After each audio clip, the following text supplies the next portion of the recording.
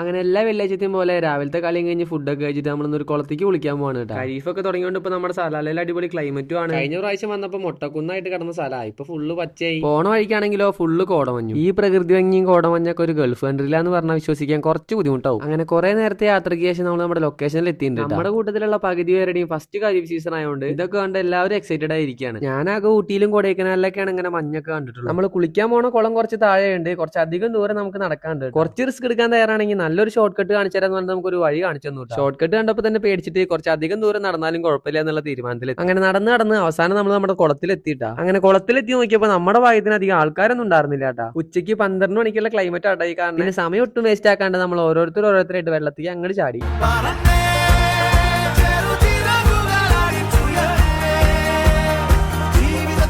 Friends ആയിട്ടും family ആയിട്ടൊക്കെ വന്ന് ചില്ല് ചെയ്യാൻ പറ്റിയൊരു കിടിലൻ സ്പോട്ടാണ് കേട്ടത്. സലാലിൽ അങ്ങനെ കുറച്ച് ഡേഞ്ചർ ആയിട്ടുള്ള കുളങ്ങളൊക്കെ ഉണ്ടെങ്കിലും ഈ കുളത്തിൽ അങ്ങനെ ആഴവും ചളിയൊന്നും ഇല്ല കേട്ടോ. അതുകൊണ്ട് തന്നെ കുളിക്കണം എന്നുള്ളവർക്ക് കുളിക്കും ചെയ്യാം. ഗായ്സിന് വെള്ളം കുടിക്കണമെങ്കിൽ അതിന് വഴിയുണ്ട്. കുടിച്ചോ. ഓ എങ്ങനെയുണ്ട്?